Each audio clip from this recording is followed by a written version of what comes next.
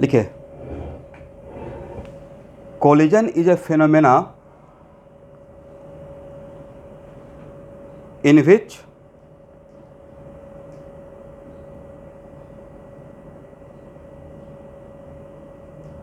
a strong force act between two objects. Collision is a phenomena in which a strong force act between two objects, comma, which force last for a very small interval of time.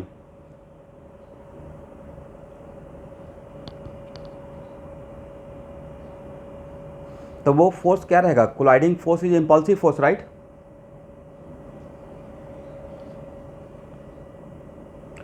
अब एक और point लिखिए, the principle if which force last मतलब खत्म, मतलब रुका हुआ, तो फोर्स का इफेक्ट, वो फोर्स कितना देर तक ऑपरेट होता है? Very small interval of time, that is dt. Which force last, yes, a collision is a phenomena in which a strong force act between two objects, comma, which force lasts for a very small interval of time. This is a complete sentence. Okay student.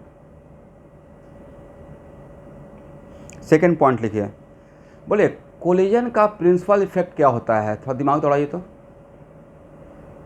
All of sudden कोई किसी से टकरा जाएगा तो क्या होगा? उसको momentum change हो जाएगा, वेलोसिटी का direction with mass.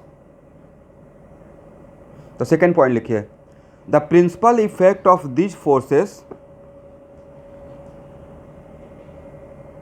The principle effect of this forces it is to change the momentum of colliding body. The principal effect of this force is to change the momentum of colliding body almost instantaneously.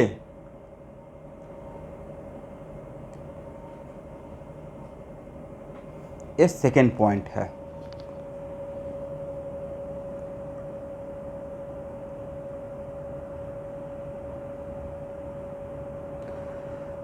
अब देखिए student, ध्यान से सुनिएगा मेरी बातों को। Generally just before और just after हम लोग मोमेंटम को कंजर्व रखते हैं कोलिजन में, राइट? इन जनरल बट आपके दिमाग में आएगा कि सर मोमेंटम का, किसी का मोमेंटम कंजर्व रखते हैं बट उस टाइम पे तो कुछ एक्सटर्नल फोर्स भी लगते रहता है, राइट? फॉर एग्जाम्पल कि दो रॉकेट या दो पार्टिकल स्पेस में कोलाइड कर गया, करेक्ट? और स्पेस में कोलाइड करते हुए भी उस पर mg तो लग रहा था, करेक्ट? कोलाइडिंग फोर्स अगर दोनों पार्टिकल को अगर हम लोग एज ए सिस्टम मानते हैं, दोनों पार्टिकल को एज ए सिस्टम मानते हैं, तो उसका जो इम्पल्सिव फोर्स रहेगा इंटरनल फोर्स मान जाएगा। बात मैंने मान लिया, बट mg तो लग रहा है, राइट? और एक्सटर्नल फोर्स को लगते हुए भी जस्ट बिफोर और जस्ट आफ्टर मोमेंटम को कंजर्व करेंगे और प्रॉब्लम को सॉल्व करेंगे, करेक्ट स्टूडेंट? तो सर ऐसा तो नहीं होना चाहिए था, तो कंजर्वेशन मोमेंटम के अगेंस्ट जा रहा है, राइट? तो भाई कोलिजन कितने देर के लिए होता है? इस बात को, ये बहुत मार्केबल पॉइंट है। कोलिजन कितने टाइम के लिए होता है सर? dt time, right? और उस dt टाइम में पार्टिकल, जो भी कोलाइडिंग पार्टिकल है, वो हार्डली अपने पोजीशन को चेंज करता है, करेक्ट ना? मतलब अपने पोजीशन को, जहाँ पे कोलाइड हो रहा है वहाँ से अपने पोजीशन को चेंज नहीं कर पाता है, क्योंकि time interval is very less, right? तो अगर अपने पोजीशन को चेंज नहीं किया, ध्यान से सुनिएगा मेरी बातों को, ये बहुत बड़ा पॉइंट है। अपने पोजीशन को चेंज नहीं करता है तो जो एक्सटर्नल फोर्स ऑपरेट भी हो रहा है वो क्या वर्क कर पाएगा? जब एक्सटर्नल फोर्स वर्क ही नहीं किया तो according to work energy theorem, क्या उसके वजह से काइनेटिक एनर्जी पे कोई फर्क पड़ेगा या स्पीड पे? दिस इज द रीज़न कि हम लोग just before, just after, even if external force operate होते भी रहता है तो हम लोग मोमेंटम को कंजर्व कर लेते हैं। करेक्ट। तो आज के बाद कोई पूछेगा ऐसा क्यों हो रहा है तो क्या बोलना है, उस टाइम इंटरवल में, time interval is so less कि पार्टिकल अपना पोजीशन को चेंज नहीं करता है तो एक्सटर्नल फोर्स वर्क नहीं कर पाता है। करेक्ट ना। तो ये मेरा नेक्स्ट पॉइंट रहेगा, the interval of collision being so small that, the interval of collision being so small that the object hardly change their position.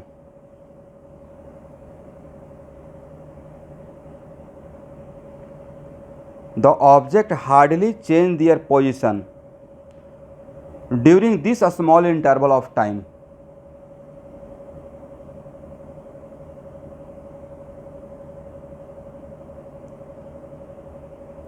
This is the reason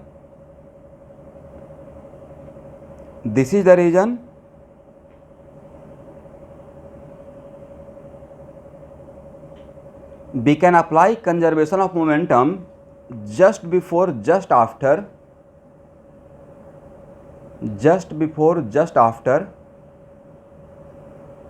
collision, even if, therefore we can apply conservation of momentum just before, just after collision, even if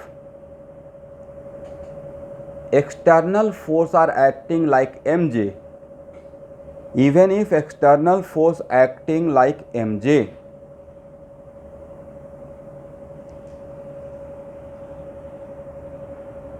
ये हम लोग को एक confidence मिल गया कि कोई external force like mg या छोटा नॉन इम्पल्सिव फोर्स लगते रहेगा तब भी हम लोग लगा सकते हैं। करेक्ट ना।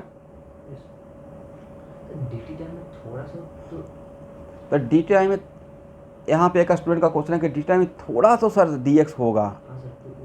हाँ, तो dx के लिए वो होगा dw वर्क। तो dw क्या है, very very very small work. उससे जो चेंज होगा स्पीड का वो dv रहेगा, ऑलमोस्ट एक नेग्लिजिबल। 20 मीटर पर सेकेंड में 0.0000001 मीटर पर सेकेंड ऐड भी कर देंगे तो उसको इग्नोर कर देते हैं। Right. x plus d x almost equal to x ले लेते हैं। Correct.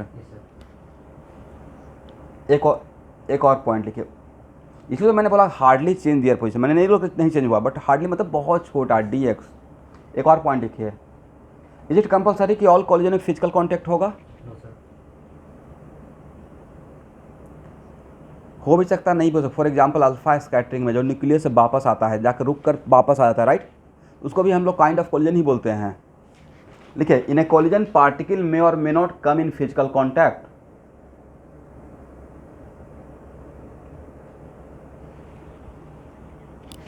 In a collision particle may और may not come in physical contact. तो जस्ट इतना सारा छोटा मोटा कोई पॉइंट मुझे लिखवाना था, इसलिए मैंने लिखवा दिया। ठीक है। अब आपको 1 डायमेंशनल कॉलिजन और 2 डायमेंशनल कॉलिजन के बीच में डिफरेंस बता दिया था according to line of impact. याद है आप लोग को?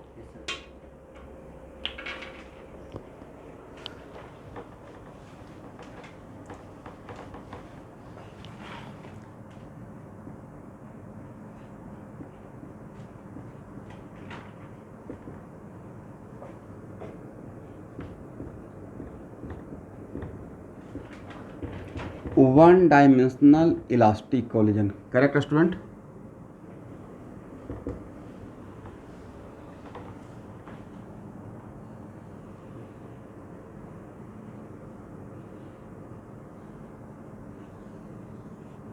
और जब 1 डायमेंशनल है तो हम लोग किसी एक एक्सिस के लॉन्ग बात करते रहेंगे, राइट? कोई फर्क तो नहीं पड़ेगा।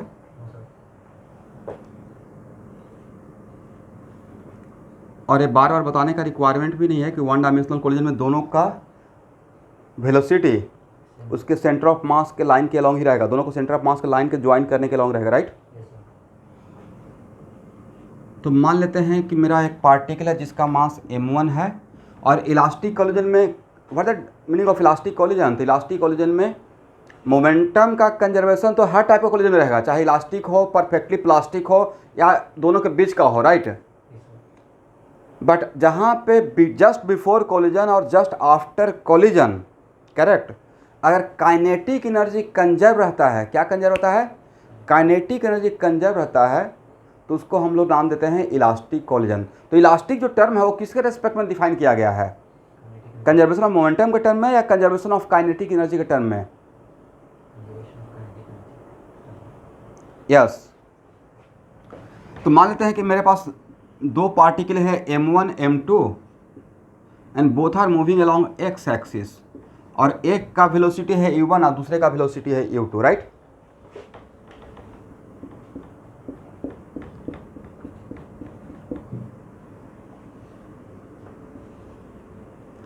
और कोलिजन के टाइम पे यही होगा।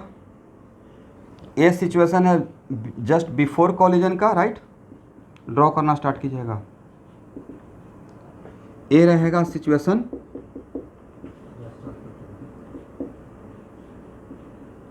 ड्यूरिंग कोलिजन का, और ड्यूरिंग कोलिजन के बाद ये सिचुएशन रहेगा आफ्टर कोलिजन का।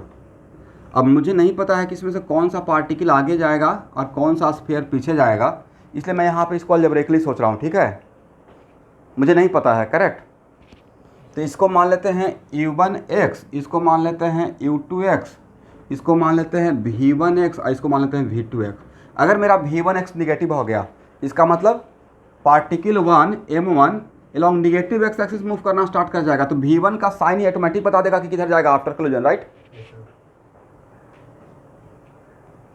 और कोलिजन के टाइम पे क्या होगा, तो सर कोलिजन के टाइम पे तो ए इम्पल्सिव फोर्स लगेगा, राइट। और कोलाइडिंग फोर्स या इम्पल्सिव फोर्स ऑलवेज कैसे लगता है, तो सर कोलाइडिंग फोर्स या impulsive force area of contact के जस्ट परपेंडिकुलर रखता है। नॉर्मल रिएक्शन तो एरिया ऑफ कांटेक्ट के परपेंडिकुलर ही रखता है, तो फ्रिक्शन से पढ़ रहे हैं, राइट। चलिए, तो ये सिचुएशन है आपके सामने। ओके स्टूडेंट, तो यहाँ देखिए, जस्ट बिफोर इनिशियल मोमेंटम का एक्स कंपोनेंट, तो सर आप एक्स कंपोनेंट ही क्यों सोच रहे हैं, तो मेरा मोशन ही अलोंग एक्स एक्सिस है, राइट। वन डायमेंशनल बात कर रहा हूँ। तो जस्ट बिफोर मेरा मोमेंटम कितना रहेगा, m1 u1x plus m2 u2x। देखिए तो मैंने सही लिखा। और जस्ट आफ्टर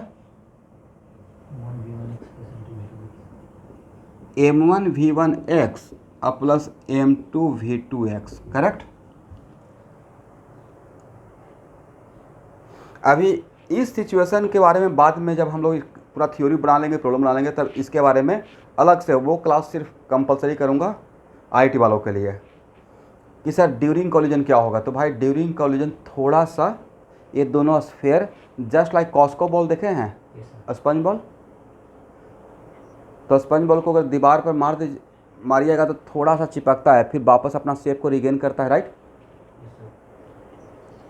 तो इलास्टिक कोलिजन में एक्चुअली होता ये है कि ड्यूरिंग कोलिजन ये कितना भी हार्ड हो, थोड़ा सा यहाँ देखिए थोड़ा सा क्या हुआ, कंप्रेस होगा।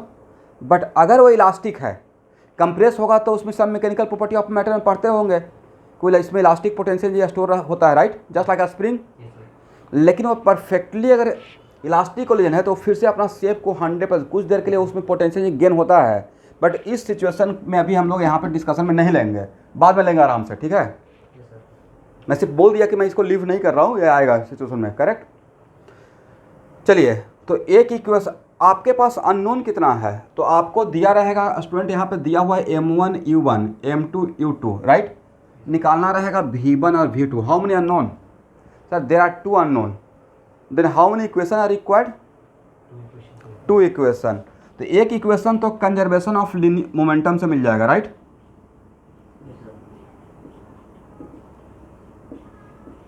From conservation of linear momentum, right. क्या लिखेंगे, m1 v1x plus m2 v2x equal to m1 u1x plus m2 u2x। First equation develop हो गया। सेकेंड इक्वेशन कहाँ से डेवलप कीजिएगा? Conservation of kinetic energy. तो sir half m1v1 square since collision is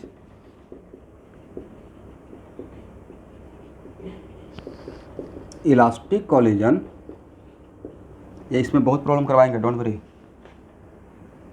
therefore half m1v1 square plus half m2v2 square equal to half m1u1 square plus half m2u2 square.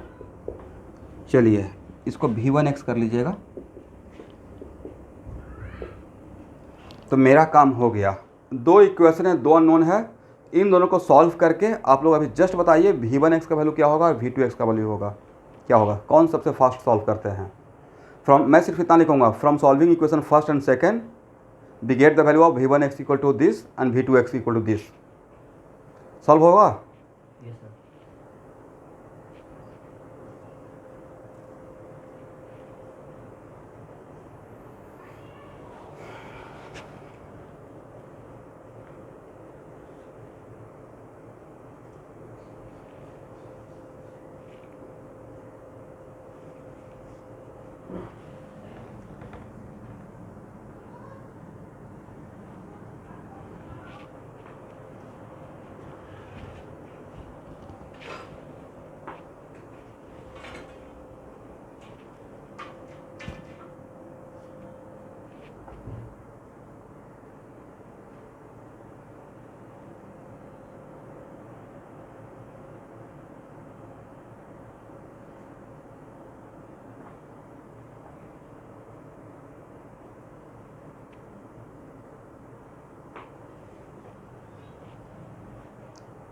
ये वाला part को, ऊपर वाला part को हटाएं।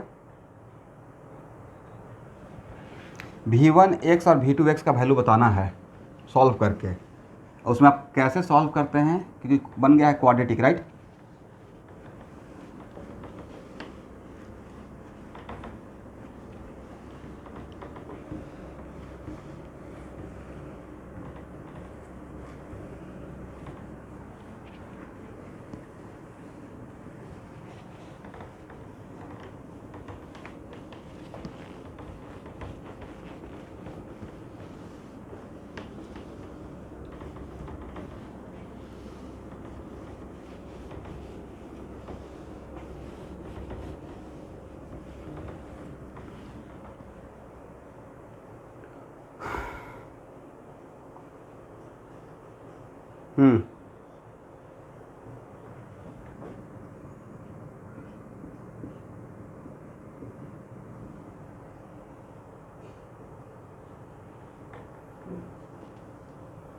v1x का value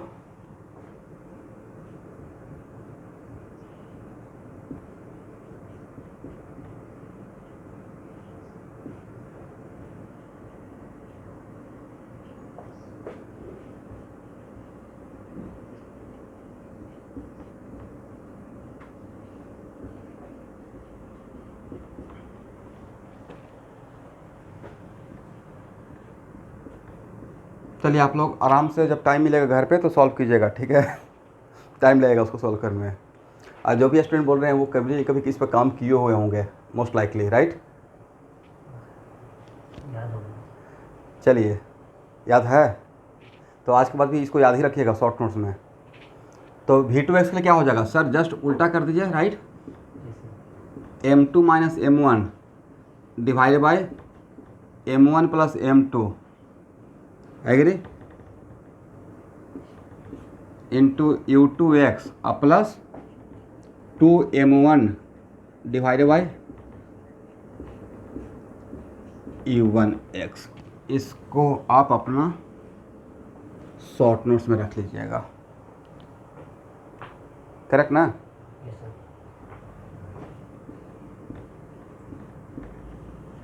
case first, if m1 equal to m2 अगर हो जाए, वन डायमेंशनल इलास्टिक कोलिजन के लिए मैं बोल रहा हूँ, किसके लिए, वन डायमेंशनल इलास्टिक कोलिजन के लिए if m1 equal to m2, तो नहीं लगता ये टर्म क्या हो जाएगा जीरो, ये भी टर्म जीरो, यस सर, और ये टर्म क्या हो जाएगा कट जाएगा, वन हो जाएगा, और ये भी टर्म वन हो जाएगा। तो v1x इक्वल टू क्या हो जाएगा u2x, और v2x इक्वल टू क्या हो जाएगा u1x। तो यहाँ से भर दे conclusion. Sir conclusion is that, याद रखिएगा कंक्लूजन। कंक्लूजन ये है कि in case of one dimensional elastic collision में कोई भी टू आइडेंटिकल मास का पार्टिकल अगर कोलाइड करता है तो वो दोनों अपना वेलोसिटी का एक्सचेंज करता है, राइट। यस सर, एक लाइन लिख लीजिए मेरी तरफ से, क्योंकि v1 क्या हो गया u2x के बराबर, और v2x क्या हो गया u1x के बराबर, correct. If any two identical particle collide elastically, if any two identical particle collide elastically,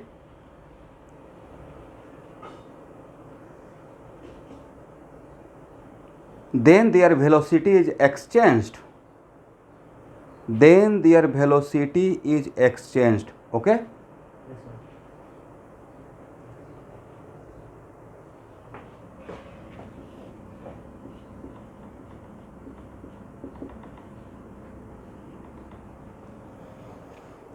Second,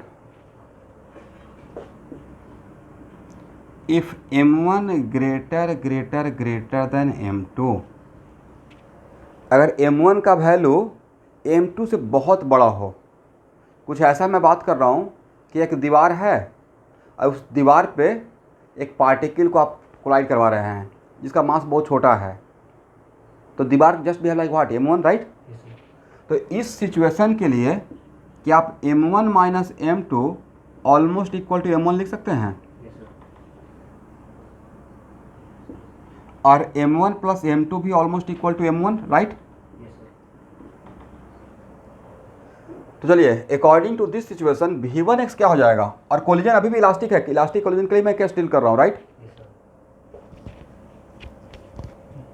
u1x होगा, तो v1x, u1x, तो सर m1 बाई m1 तो क्या रहेगा m1 माइनस m2 m1, और m1 प्लस m2 भी m1, राइट। ये हो जाएगा u1x, यस सर, और व्हाट अबाउट दिस वन, 0 रहेगा, तो sir m2 by m1 almost zero, yes sir, a term almost क्या हो जाएगा जीरो हो जाएगा।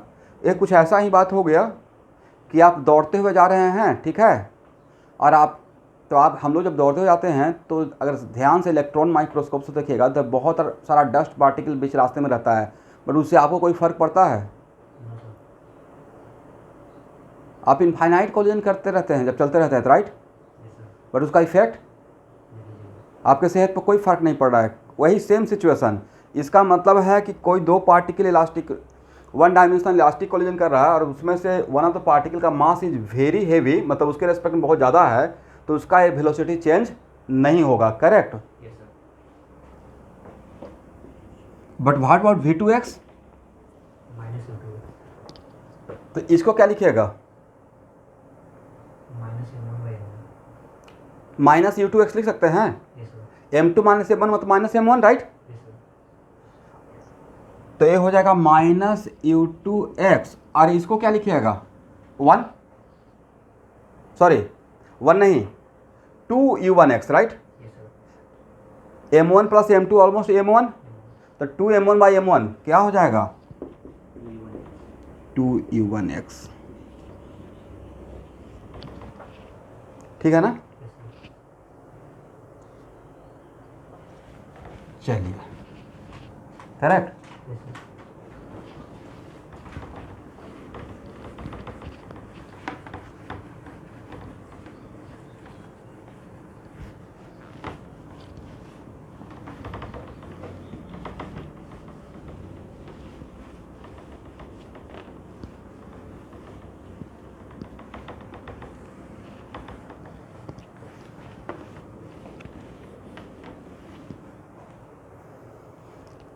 यहाँ तक हो गया। यस सर,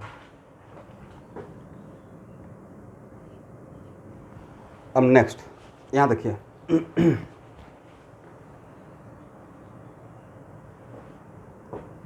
ठीक है ना। Yes, sir.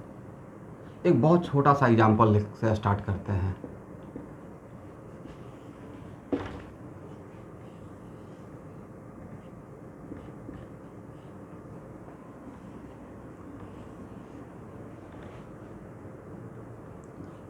ए भी है एम और ए भी है एम, राइट। और ये है एक्स एक्सिस, राइट। और ये 4 मीटर पर सेकेंड से टुवार्ड्स राइट जा रहा है और ये 6 मीटर पर सेकेंड से टुवार्ड्स लेफ्ट आ रहा है। तो u1x कितना हुआ? तो सर u1x तो 4 हुआ और u2x कितना लिखिएगा student according to my coordinate system? 6 minus 8. -6 after collision. और if collision is elastic collision then what?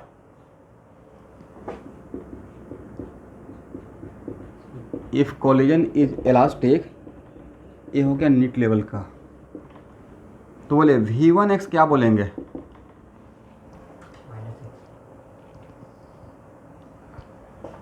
-6 metre पर सेकेंड। अब v2x क्या बोलेंगे? इन्हें लग रहा कि आया अपना अपना वेलोसिटी एक्सचेंज किया और फिर अपने अपने रास्ते से चल दिया वहाँ से। Yes, sir. इसका मतलब है कि अगर इसका नाम हम लोग 2 बोलेंगे, इसका नाम 1 बोलेंगे, तो ये हो जाएगा m2 4 मीटर पर सेकंड से जाना स्टार्ट कर जाएगा और m1 जो जा रहा था टुवार्ड्स राइट वो टुवार्ड्स लेफ्ट हो जाएगा। कितना? 6 मीटर पर सेकंड से, करेक्ट। Yes, sir. चलिए यहाँ तक हो गया ना। Yes, sir.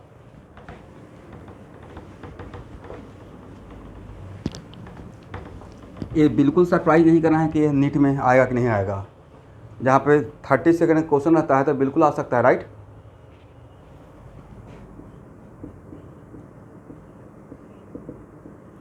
इसको हटाएं। Yes, sir.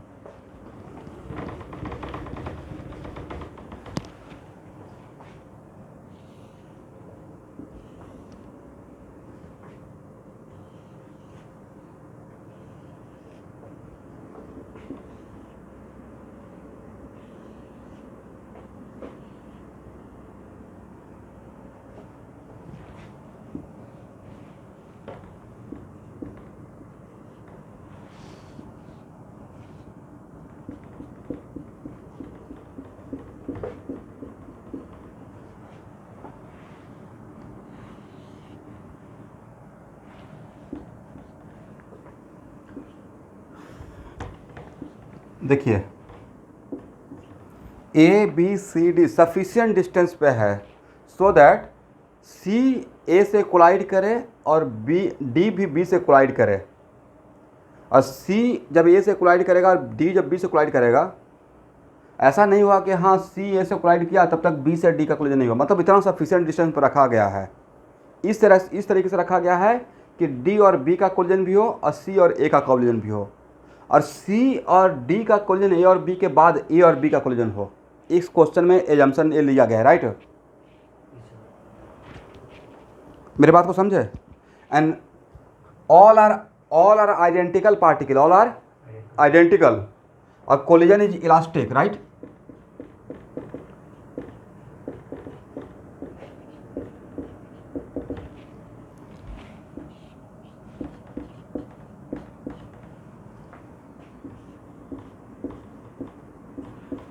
तो सबसे पहले तो आपको बताना है कि how many collision will take place.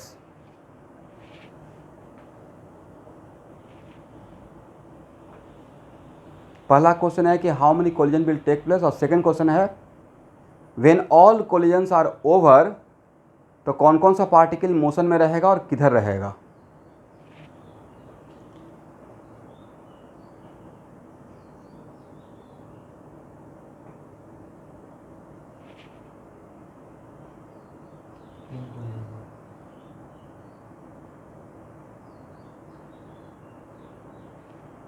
Count करना है how many collision will take place.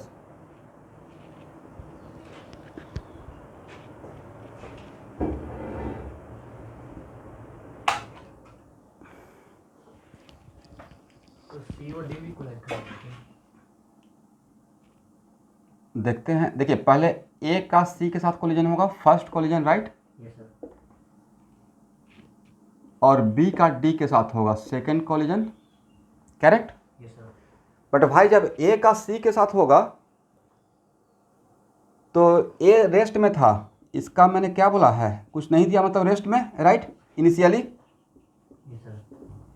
तो when C collide with A, तो now C comes into rest, yes sir. Agree ना। Yes sir. और when D collide with B, then which one comes into rest, D. तो A दोनों collision होने के बाद कौन रेस्ट में चला गया, सी और D comes into rest, right. Yes sir. अब मोशन में कौन है, ए और बी, राइट। Yes sir. तो अब ए और बी का कोलिजन होगा, correct. Yes sir. A third collision रहेगा, एग्री। Yes sir. और थर्ड कोलिजन जब होगा तो आफ्टर कोलिजन बी किस वेलोसिटी से जाएगा सर, 10 मीटर। बी ए का वेलोसिटी ले लेगा यस सर। With direction. तो B just after collision when collision between A and B, आप लोग समझ रहे हैं मेडिकल वाले बच्चे, ये आपके लिए क्वेश्चन है, जेईई में नहीं आएगा इतना आसान क्वेश्चन। तो when A and B collide, तो बी फिर 10 मीटर पर सेकेंड से टुवार्ड्स राइट जाएगा आफ्टर कोलिजन, और ए 8 मीटर पर सेकेंड टुवार्ड्स लेफ्ट आएगा, राइट। Yes sir. लेकिन भाई जब बी टुवार्ड्स लेफ्ट जाएगा, right to B towards right जाएगा, तो बीच में उसको डी तो मिल गया, यस सर। इसके रास्ते में रुका हुआ था ना कहीं पे, कम्स इनटू रेस्ट। तो अब किसके बीच में कोलिजन होगा, B and D, right. A और सी, इसके अलावा कोई कोलिजन होगा क्या। No sir. और जब बी और डी का कोलिजन होगा तो which one comes into rest, B comes into rest, right. Yes sir. B comes into rest, इस कोलिजन के बाद बी कम्स इनटू रेस्ट और डी मूव करेगा किधर, टुवार्ड्स राइट। कितना मीटर पर सेकेंड से, 10 मीटर पर सेकेंड से, एग्री है। Yes sir. और जब ए और सी का कोलिजन होगा तो which one comes into rest, A, right. और कौन मूव करेगा, सी। कितना मीटर पर सेकेंड से, 8 मीटर पर सेकेंड से, राइट। तो टोटल 5 कोलिजन हुआ ना, 6 कोलिजन कैसे हुआ। Yes sir. क्या बोले, ए और बी तो रेस्ट में आ गया ना स्टूडेंट। जब बी डी के साथ कोलाइड किया था कम्स इनटू रेस्ट, और ए और सी का जब कोलिजन होता है ए कम्स इनटू रेस्ट, तो ए और बी पहले से रेस्ट में था, बाद में भी रेस्ट में ही है, राइट। तो टोटल नंबर ऑफ, पहला ऑब्जेक्टिव हो गया, total how many total number of collision will take place, 5, right.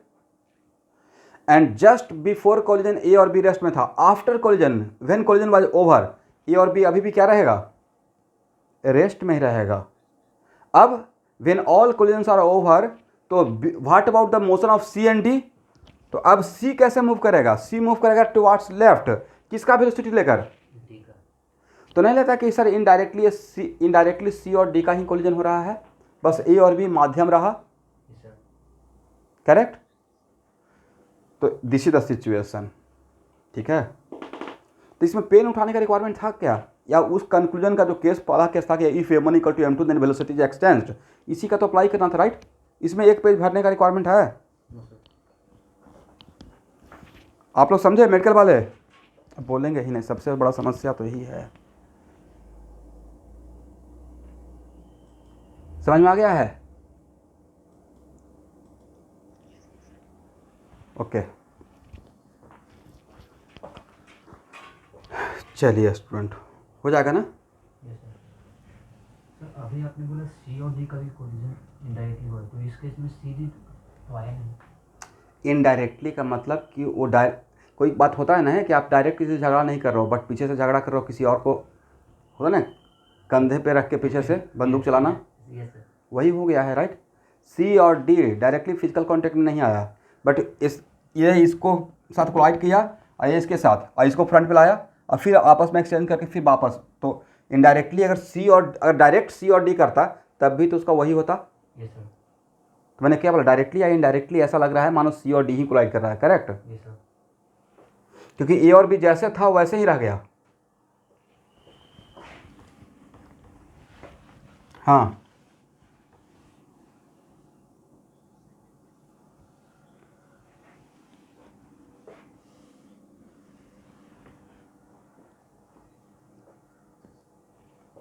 किससे कोलाइड होगा?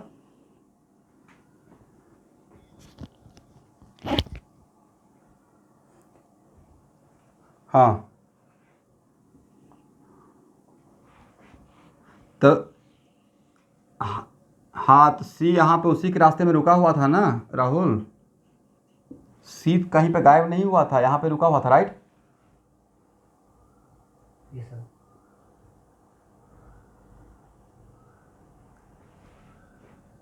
हाँ, इससे कोलाइड करने के बाद C comes to rest, C rest में आ गया और ए मूव कर रहा है 10 मीटर पर सेकेंड से। ओके, नेक्स्ट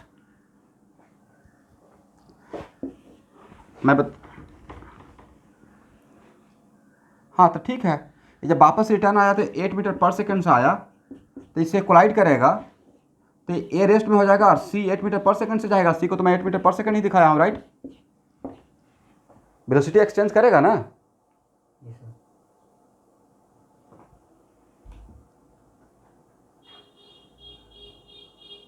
डिस्टेंस से क्या मतलब है यहाँ पे नहीं, डिस्टेंस में यहाँ पे अगर सरफेस का नहीं बोला गया है तो all surface are frictionless. अगर रफ सरफेस रखेंगे तो कोलिजन, इलास्टिक कोलिजन रहेगा ही नहीं, फ्रिक्शन में हीट लॉस हो जाएगा, kinetic energy converted into heat energy, right? इसलिए ऑल सरफेसेज आर व्हाट। अगर बोल दिया गया है कि इलास्टिक कोलिजन है मतलब उस टाइम पे इलास्टिक मानना है, और इलास्टिक कोलिजन का मतलब आपका रफ सरफेस रहेगा। क्या ये रफ सरफेस रहेगा तो क्या स्पीड कांस्टेंट इलास्टिक कोलिजन हो पाएगा?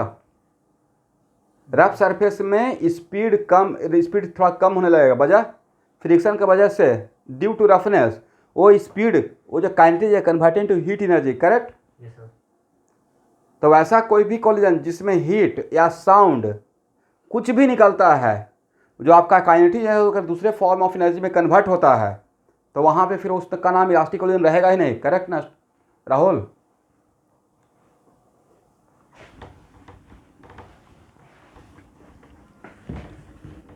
इसे जब तक सरफेस के बारे में नहीं बोल रहा हूँ तब तक खुद से क्या लीजिएगा, रफ सरफेस या फ्रिक्शनलेस? Frictionless surface. ओके, चलिए एक और प्रॉब्लम बनाइए। अभी बहुत आसान क्वेश्चन लूँगा।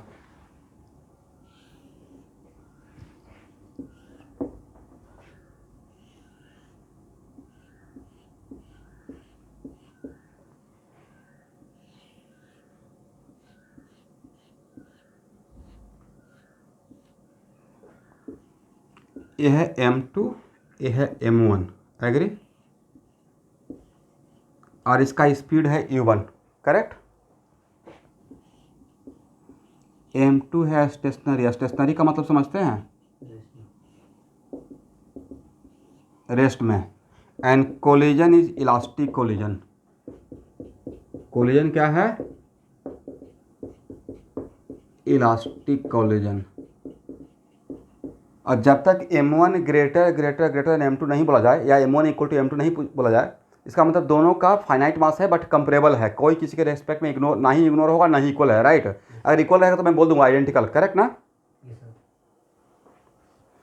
तो मेरा क्वेश्चन है find out the fractional loss of kinetic energy of a striking particle. Find out fractional loss of kinetic energy of a striking particle. Carrom खेले हैं? स्ट्राइकर किसको बोलते हैं? एक तो होता है गोटी, उजला और काला, राइट? वाइट कलर वाला स्ट्राइकर, लेकिन वो तो ठीक है, वाइट कलर वाला बड़ा सा जो होता है स्ट्राइकर रहता है, लेकिन यस जो स्ट्राइक करता है that is a striker, right? तो यहाँ पे स्ट्राइकिंग पार्टिकल कौन रहेगा, M2 या M1? कौन जाके किससे कोलाइड कर रहा है?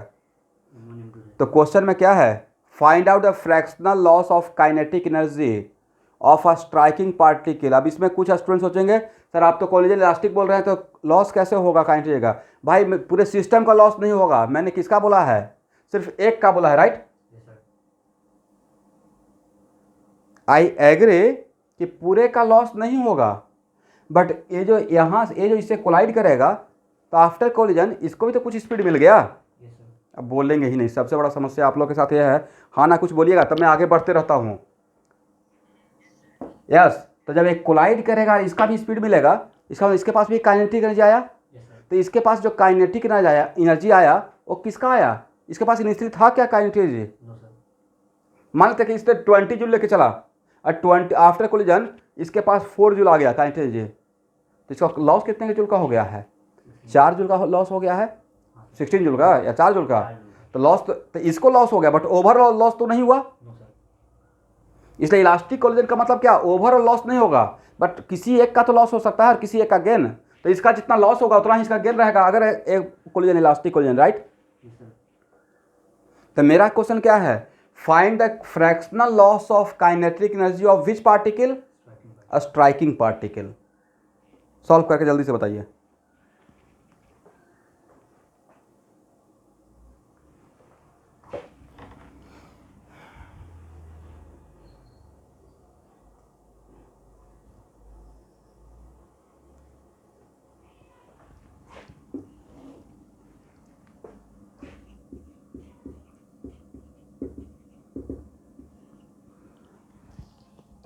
लॉस क्या होता है student? Initial minus final, right. तो फ्रैक्शनल लॉस, देखिए तो फ्रैक्शनल लॉस के लिए क्या हम लोग ऐसे लिख सकते हैं, फर्स्ट पार्टिकल के लिए for particle 1 fractional loss of kinetic energy equal to क्या, इतना लिख सकते हैं K I minus K F divided by K I. पहले तो क्या निकालना है वो तो देख लेंगे कि करना क्या है, ऐसा नहीं कि पूरा पेज भर दिए, पता चला कि उससे शॉर्ट में बन सकता था। पहले पता तो कर लेंगे निकालना क्या है। निकालना क्या है, fractional loss of kinetic energy of a striking particle, मतलब पार्टिकल 1 का, राइट। तो पार्टिकल 1 का के I minus K F loss होता है इनिशियल माइनस फाइनल, एग्री। क्या इसको ऐसे लिख सकते हैं 1 माइनस के एफ माइनस के आई, और 1 माइनस के एफ के लिए क्या लिखेगा, हाफ m1 v1 का स्क्वायर, एग्री, और हाफ m1 e1 का स्क्वायर, करेक्ट ना।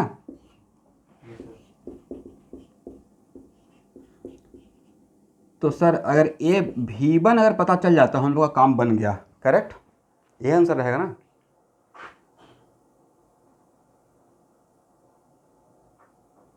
अगर आप लोगों को v1 बता दिया जाए तो आपका काम तो सॉल्व हो गया। अब v1 नहीं निकाल लेंगे, v1 का फार्मूला तो आपके पास है ही। v1 का फार्मूला क्या था sir, m1 minus m2 divide by m1 plus m2 u1, अब प्लस ए टर्म तो हो जाएगा 0, एग्री। तो v1 के बदले पुट कर दीजिए। ऐसे करने से क्या होगा कि हम लोग को एक आइडिया मिलेगा कि हम लोग को करना क्या है सर, अदरवाइज पूरा पेज भर दिए, बाद में पता चला कितना करने का रिक्वायरमेंट ही नहीं था, करेक्ट। 1 माइनस v1 के बदले m1 minus m2 divided by m1 plus m2, जिनको भी प्रॉब्लम रहेगा वो पूछ लीजिएगा, डिवाइडेड बाई u1 का whole square, is it correct. u1 और u1 आपस में कैंसिल, तो f इक्वल टू क्या हो गया सर, m1 प्लस m2 का whole square minus m1 minus m2 का होल स्क्वायर और divide by m1 plus m2 का whole square, is it correct. इसको सॉल्व करके बताइए कितना आता है, क्या 4m1 m2 आएगा, देखिए तो।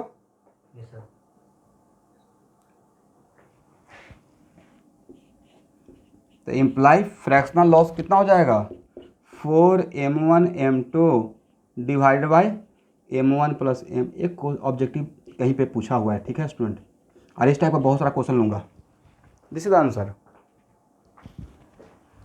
ठीक है ना।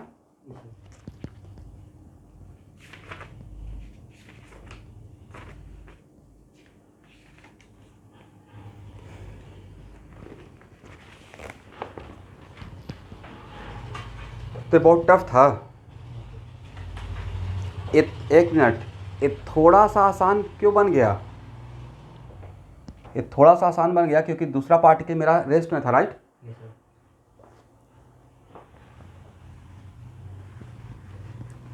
इसको हटाएं। Yes sir.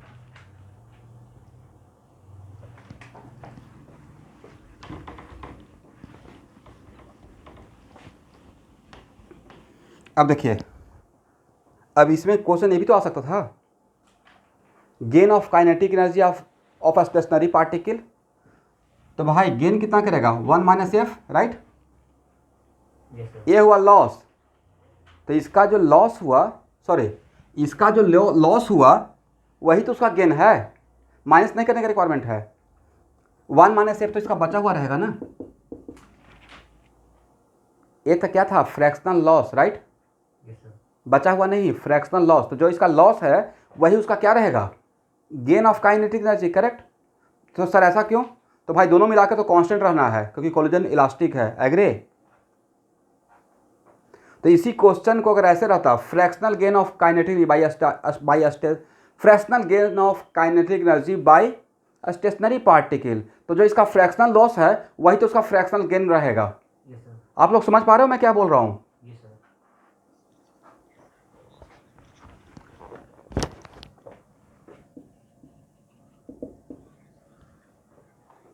हाँ।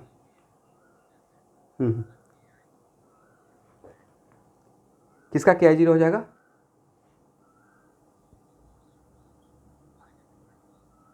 हाँ उसका, उस सेकेंड पार्टिकल का तो ऑब्वियसली कैलकुलेट करने जाइएगा सिर्फ उसके लिए तो उसका जीरो रहेगा।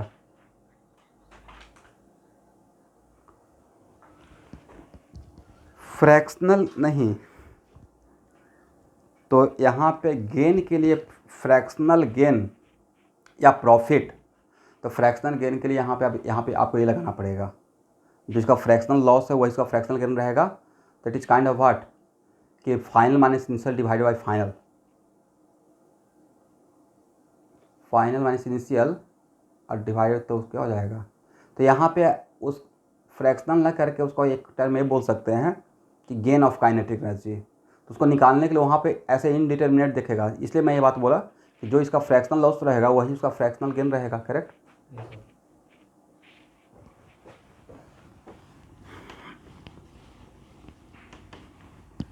चलिए एक और क्वेश्चन बनाइए।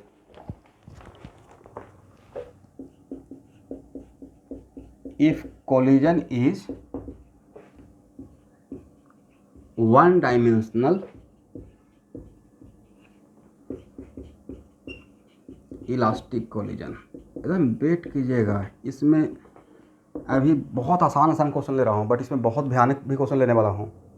बस अभी मेरा जो माइंड में चल रहा है कि बस एक बार कोलिजन का थ्योरी ख़त्म कर दे अप टू जेई मेन और नीट लेवल, और जब प्रॉब्लम बड़ा लेने स्टार्ट करें जब लाइक रोड का भी कुछ इसमें बहुत सारा क्वेश्चन ले लूँगा, तो उस कोर्स क्लास में मेडिकल वालों को स्पेशली मैं बोल के छोड़ दूंगा कि आप लोग मत ज्वाइन कीजिए, या जो दोनों का तैयारी करते हैं वो ज्वाइन कर सकते हैं।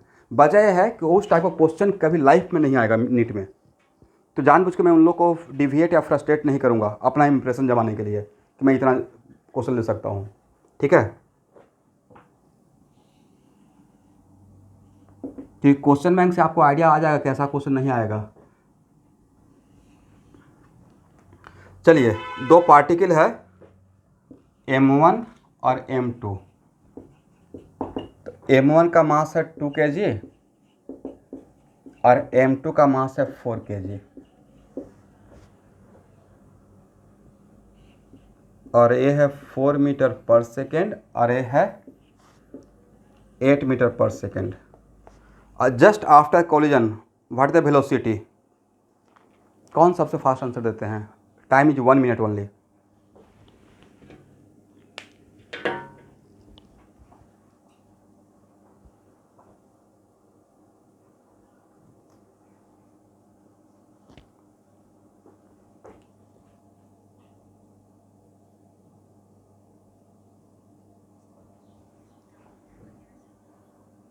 निकालना है V1x V2x, find out V1x and V2x and time है 1 मिनट, ठीक है।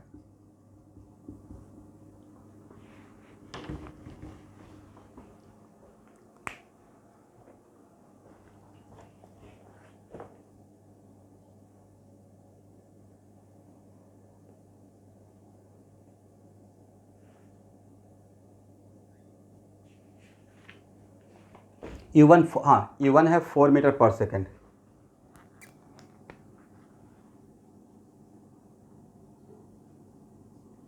और U2 है 8 मीटर पर सेकेंड।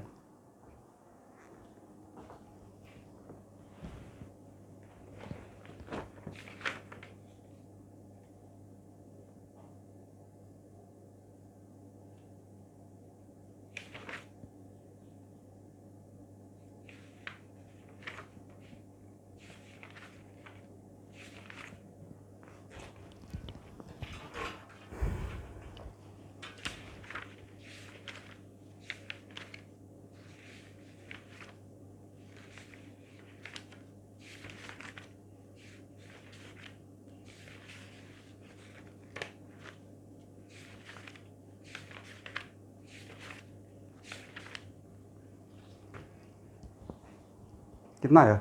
V1 है 28/3 और V2 16/3। V1x कितना आया? 28/3। 28/3 तो नहीं आना चाहिए।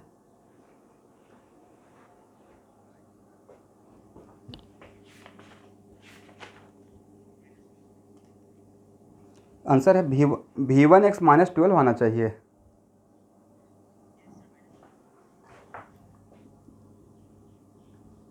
अब V2x, put the value with proper algebraic sign, put the value with proper sign, right? Yes sir।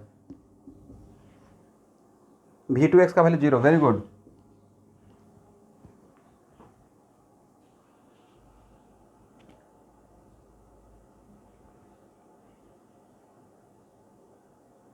This is the answer. इसमें इतना टाइम क्यों लग गया?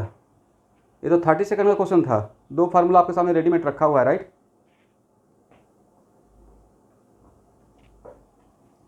सबका आंसर आ गया है? Yes sir।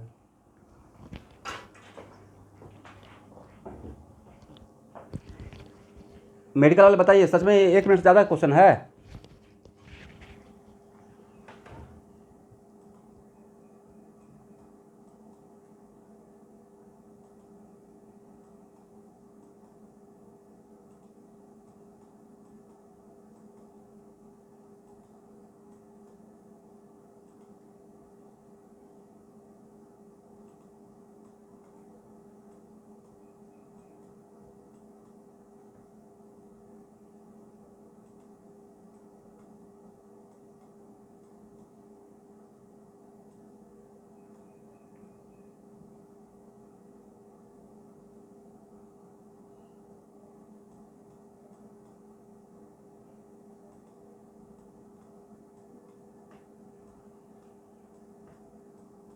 चलिए एक और क्वेश्चन लिखिए।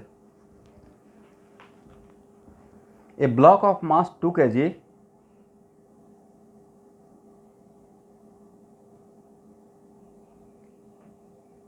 is moving towards a block of mass 2 kg is moving towards a heavy block, a very heavy block as shown in figure.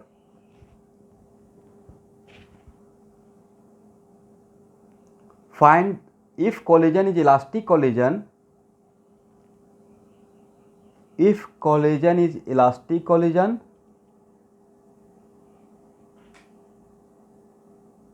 and all surfaces are frictionless,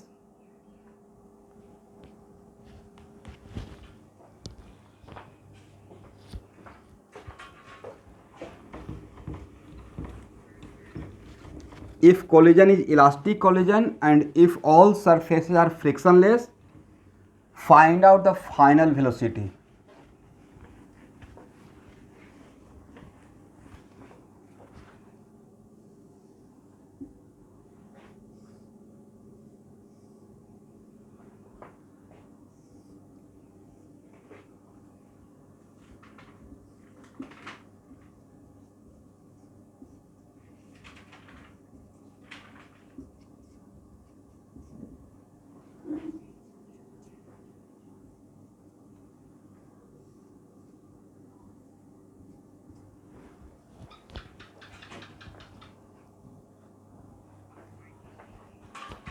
find out the final velocity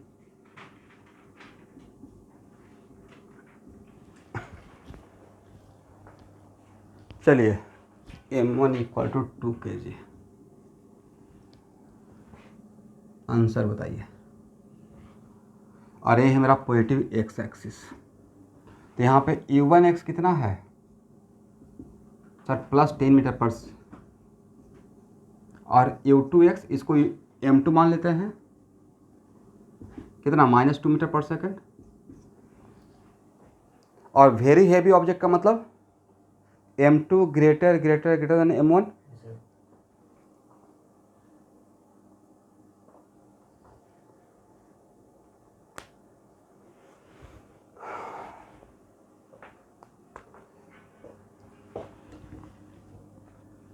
u1x कितना हो जाएगा student? इधर तक second case जो मैं बताया था m1 greater greater than m2 वाला केस बन गया।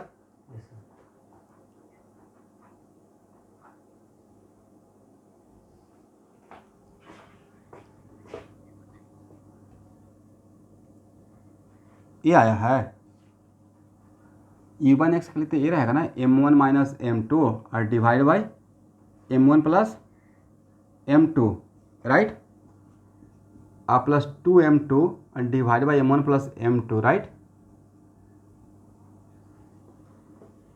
और यहाँ पे e1 ना, सॉरी ये v1x इक्वल टू, तो v1x इक्वल टू ए कितना हो जाएगा सर? ये वाला टर्म तो 1 हो जाएगा, देखिए सॉरी -1, एग्री है? ये वाला ब्रैकेट में क्या -1 होगा? ऑनलाइन वाले बच्चे बोलेंगे तब तो हाँ ना करेंगे। m1 minus m2 almost equal to -m2, और m1 plus m2 plus m2 तो -1, तो -u1x। और ए वैल्यू कितना हो जाएगा सर? ए वैल्यू तो हो जाएगा, बोलिए 2u2x, और u1x कितना था 10 ना, तो हो जाएगा -10। अब बोलिए -10 -4 हो जाएगा राइट, ये हो जाएगा -14 मीटर पर सेकेंड, समझे? तो जिनका आंसर था v1x इक्वल टू u1x, ये सही था।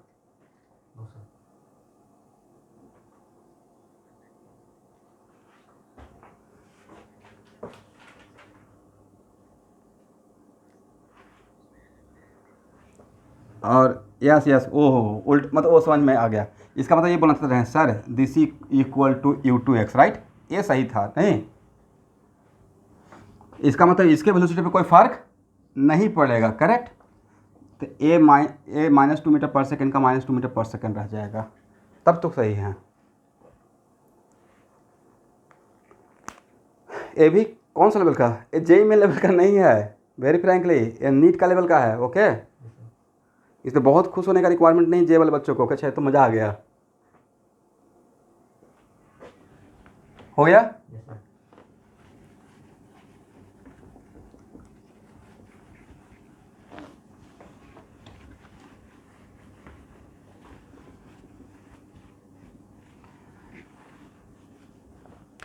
अब इतना पहले से आप लोगों को कॉन्फिडेंस में रखते थे कि देखिए कोई दीवार है नहीं, और इससे कोई पार्टिकल अगर 1 डायमेंशनल इलास्टिक कोलिजन करता है तो जितना स्पीड से जाता है उतना ही स्पीड से वापस आ जाता है राइट।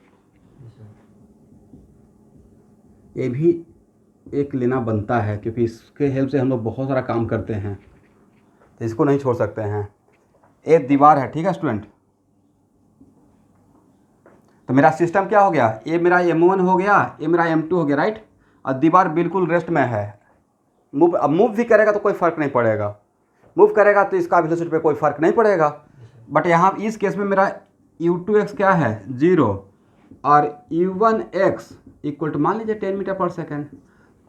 तो ज़रा फार्मूला लगा के बताइए तो v1x क्या रहेगा?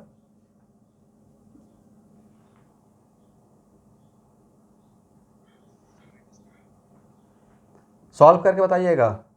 मैं एक्चुअली बार बार फार्मूला जानबूझ के लिखवाना चाह रहा हूँ ताकि एकदम दिमाग में फार्मूला बैठ जाए। और केस तो ये शायद -u1x के बराबर हो जाएगा नहीं? ये डायरेक्टली पहले जानते हैं वो लिख दिए हैं या फार्मूला अभी चेक किए हैं? अब V2x 0 हो गया, right? Yes sir.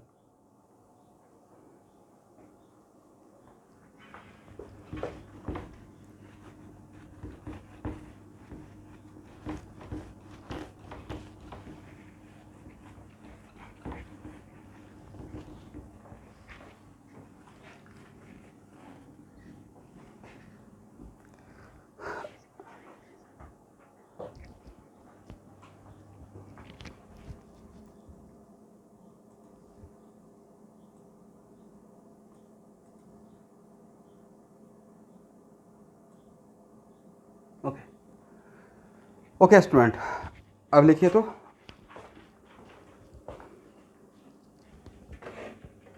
Two dimensional elastic collision, two dimensional just theory के पॉइंट ऑफ व्यू से, ठीक है? अभी वन डायमेंशनल ख़त्म नहीं हुआ है, बट इस वन डायमेंशनल में अब मुझे टू डायमेंशनल का थोड़ा कॉन्सेप्ट कहीं कहीं पे चाहिए होगा, इसलिए मैं उसको पहले डील करता हूँ।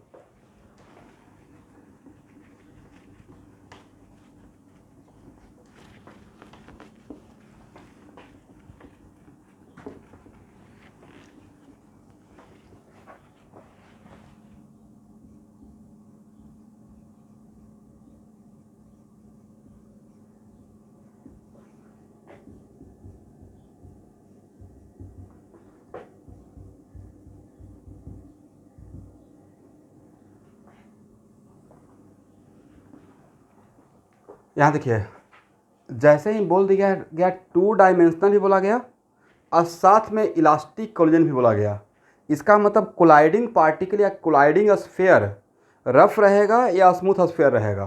स्मूथ रहेगा।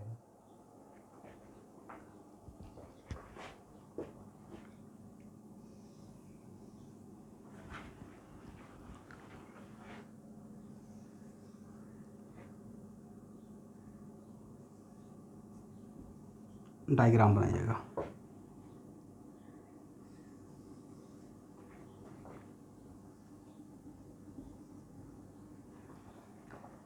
यहाँ देखिए, मैं जानबूझ के एक इम्पैक्ट पैरामीटर रखा हूँ, इसको हम लोग क्या बोलते थे, याद है? Yes sir, B. Impact parameter, right? और अगर इम्पैक्ट पैरामीटर का वैल्यू R1 प्लस R2 से छोटा और 0 से बड़ा रहेगा, अगर इम्पैक्ट B का वैल्यू अगर 0 हो जाता तो वन डायमेंशनल कोलिजन होता, right? Yes sir. But B का वैल्यू 0 से बड़ा और R1 प्लस R2 से छोटा, तो वन डायमेंशनल रहेगा या टू डायमेंशनल हो जाएगा? Two dimensional. एंड इनिशियली भी सपोज दैट, मैंने अपनी डायग्राम थ्योरी को आगे बढ़ाने के लिए कि मेरा ये एक्स एक्सिस है। कौन सा एक्सिस? X axis. यहाँ देखिए, बोर्ड का थोड़ा जगह कम है, ठीक है स्टूडेंट, थोड़ा देखिएगा। तो जहाँ पे जिस टाइम पे कोलाइड करने के लिए टच करेगा, नहीं लगता situation is just like this?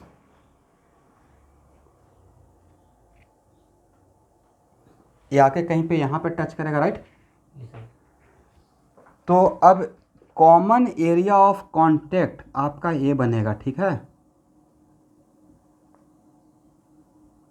Common area of contact exactly क्या अलोंग बाई एक्सिस बनेगा या ऐसे बनेगा? बाई एक्सिस के अलोंग अगर बनता तब तो वन डायमेंशनल कोलिजन का केस बनता, राइट? Yes sir.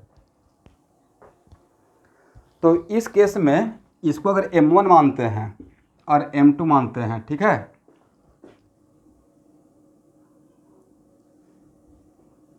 तो इस पे जो इम्पल्सिव फोर्स लगेगा, force on two due to one, impulsive force always area of contact के परपेंडिकुलर लगता है अगर सरफेस फ्रिक्शनलेस है, राइट? Yes sir. अगर रफ सरफेस रहता तब तो कांटेक्ट फोर्स में फ्रिक्शन फोर्स भी उस टाइम पे इम्पल्सिव बन जाता। पता है ना कि फ्रिक्शन फोर्स भी इम्पल्सिव होता है? Yes sir. एक क्लास में पढ़ाए थे कि फ्रिक्शन फोर्स भी इम्पल्सिव बन सकता है, राइट? लेकिन यहाँ पे जो अगर दोनों बोथ स्फीयर आर फ्रिक्शनलेस, तो फ्रिक्शनलेस लेना मेरा मजबूरी है क्योंकि हेडिंग मेरा क्या है, टू डायमेंशनल इलास्टिक कोलिजन, तो वहाँ पे फ्रिक्शन नहीं रख सकते हैं, राइट? Yes sir.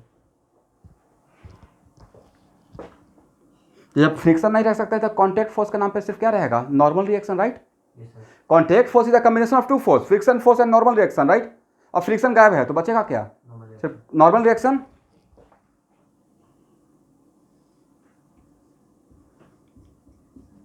ये रहेगा, ठीक है। बढ़िया से डायग्राम बनाइए। एक मिनट, अब देखिए, एक न्यूटन्स का फर्स्ट लॉ था, क्या था,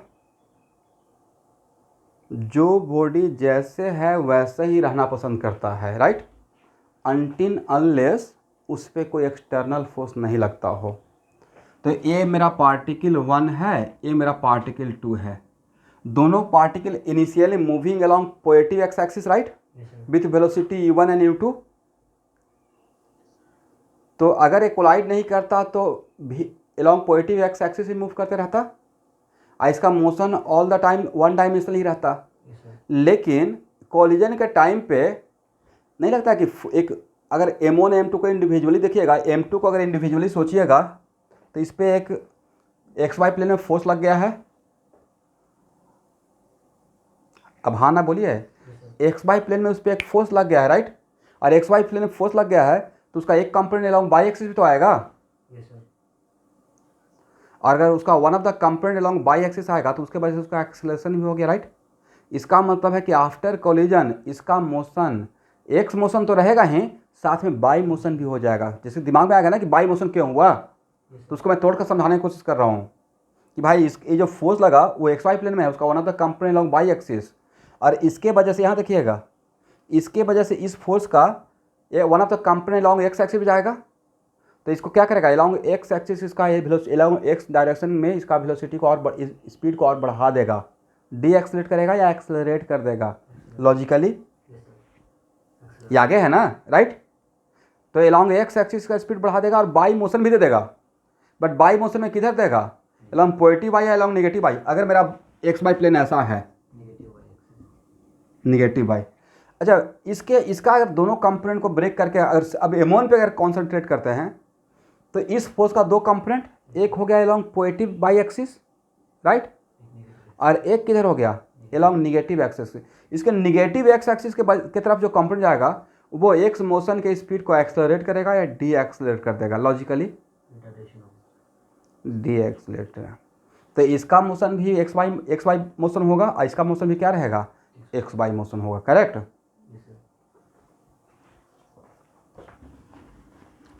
तो ये जस्ट बिफोर था, ये ड्यूरिंग कोलिजन ऐसा सिचुएशन बनेगा, और आफ्टर कोलिजन, तो सर आफ्टर कोलिजन तो पता ही नहीं है।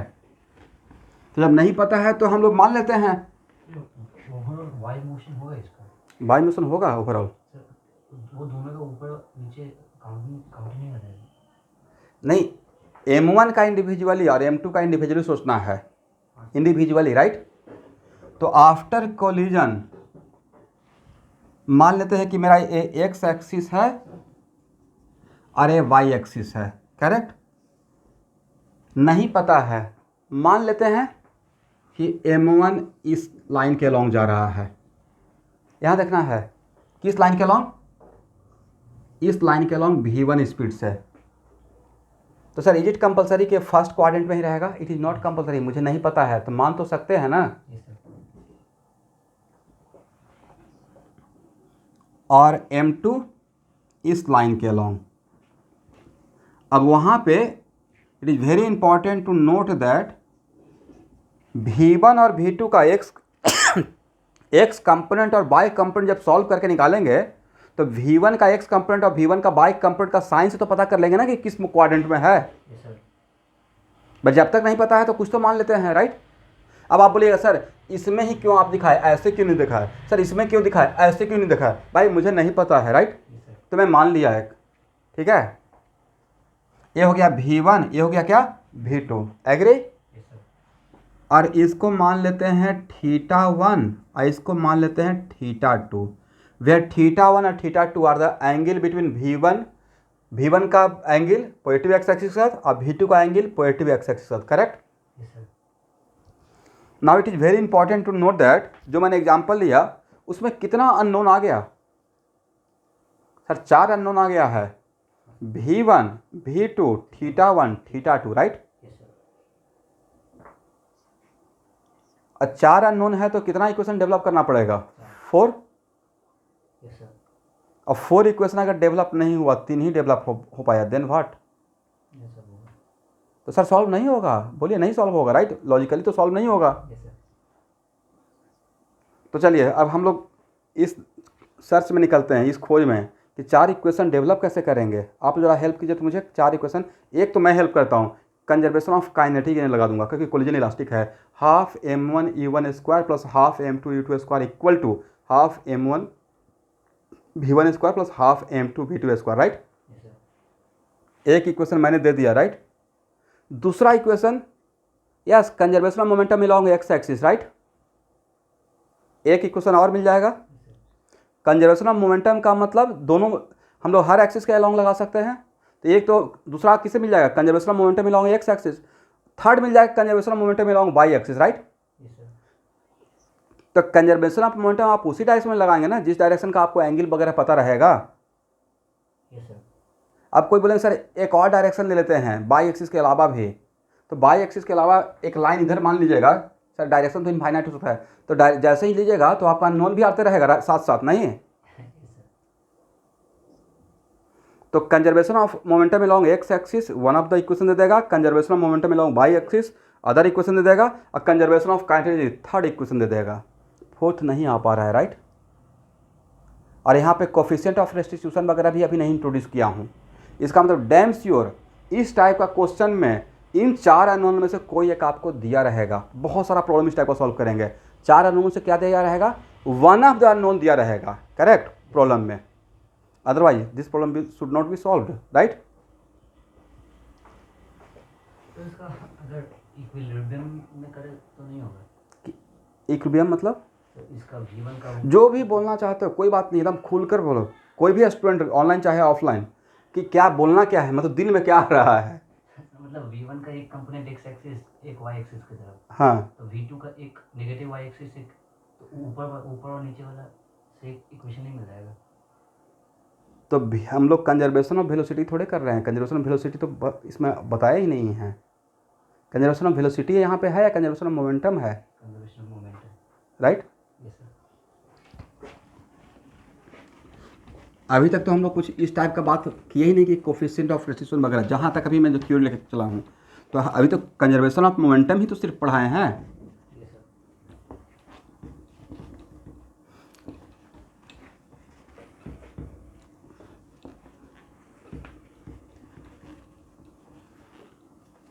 यहाँ देखिए, तो चलिए यहाँ पे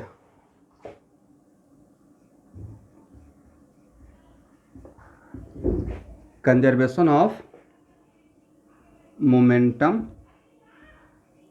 अलोंग एक्स एक्सिस, तो क्या लिखेंगे?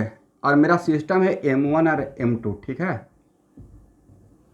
तो p i x equal to what? P f x. P i x कितना था student? Sir m1 u1 x और plus what m2 u2 x। Agree? Yes sir. अब पी एफ एक्स कितना था? तो v1 का x component m1 v1 cos θ1। देखिए तो मैं लिख सकता हूँ यस सर। v1 का x कंपोनेंट v1 cos θ रहेगा। Yes sir. अब v2 का component m2 v2 cos θ2 right. Yes sir. ये इक्वेशन फर्स्ट मिल गया।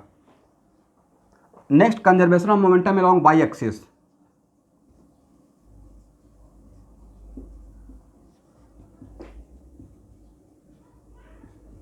Conservation of momentum along Y axis क्या हो जाएगा? तो initial momentum along Y axis equal to final momentum along Y axis. Initial momentum along Y axis क्या था according to my diagram? U1 का वाई कंपोनेंट क्या था? जीरो ना। Yes sir. और U2 का वाई कंपोनेंट क्या था? जीरो। तो इनिशियल मोमेंटम क्या है? जीरो। फाइनल मोमेंटम डायग्राम में है तो ए एंगल कितना बचा? 90 माइनस θ1। आपको पता है ना कि मैं एक ही फॉर्मूला यूज करता हूँ कंपोनेंट के लिए। Yes sir. तो इस V1 का बाई कंपोनेंट क्या होगा? V1 cos 90 माइनस θ1 मतलब V1 sin θ1 right. Yes sir. तो M1 V1 sin θ1 अब V2 का component along y axis, minus negative तो 90 plus theta 2 cos 90 plus theta 2 minus sine theta 2, right? Yes sir. क्या direct लिख दें? Minus M2 V2 sine theta 2। किसी को problem? समझ रहे हैं स्टूडेंट सब लोग? Yes sir. दो इक्वेशन बन गया, राइट?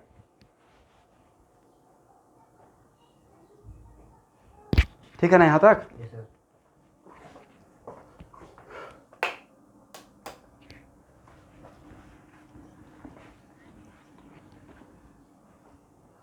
फाइव ही बोल दीजिए, या कोई एक ही बात है, 5 बोल दीजिए, 5 बोल दीजिए, ठीक है?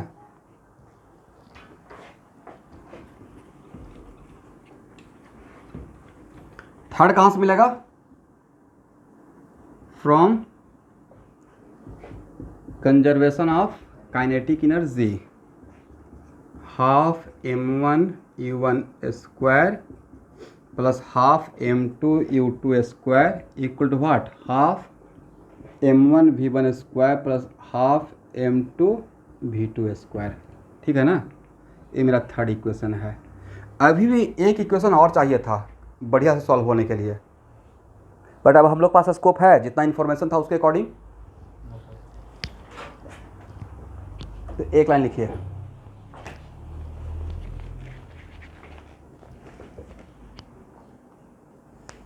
Number of unknown are 4, number of unknowns are 4, but number of equation develop equal to 3.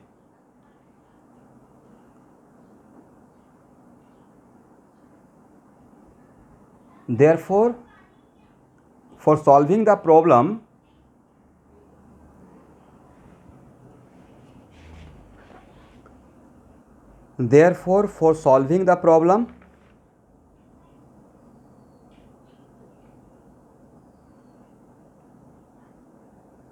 one of the unknown are given in the problem.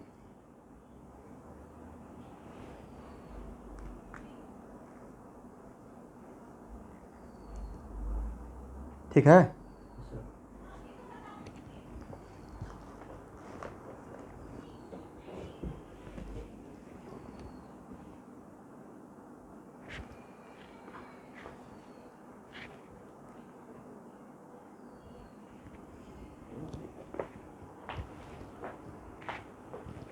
यहाँ तक हो गया ना? इसको हटाएं स्टूडेंट।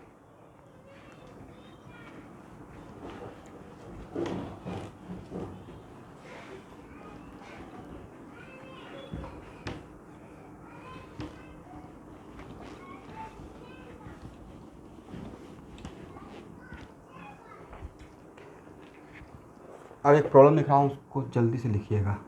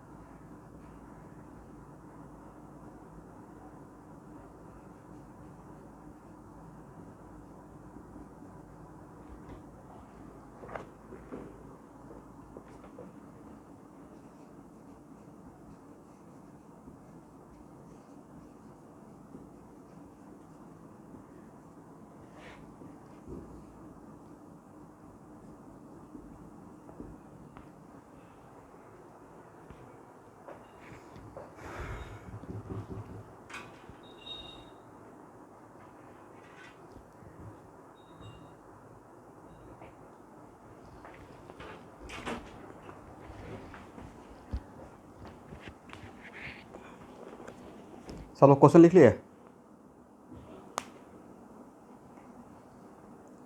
क्वेश्चन लिख लिया था, डायग्राम बनाइए, क्वेश्चन ही था, डायग्राम भी नहीं दिया हुआ था, original question he this one right. Diagram भी आपको बनाना है, सॉल्व भी करना है। और initially one of the particle motion में था और दूसरा क्या था? रेस्ट में। ट्राई करेंगे स्टूडेंट या मैं सॉल्व कर दूँ? ट्राई कीजिए।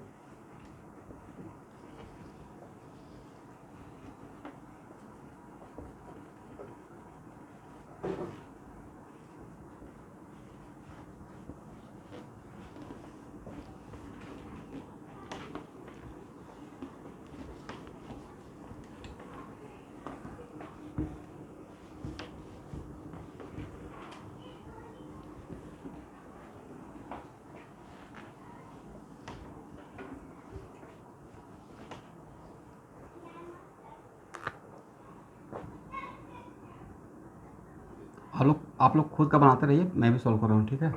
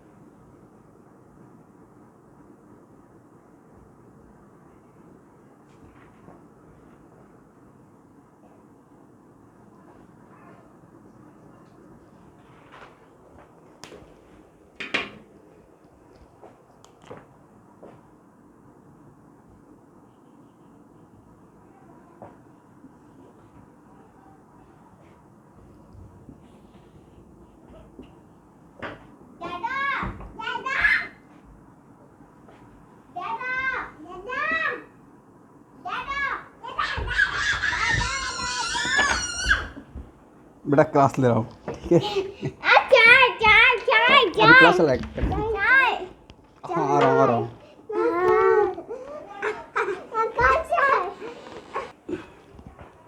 तो बड़ा कॉलेजन था।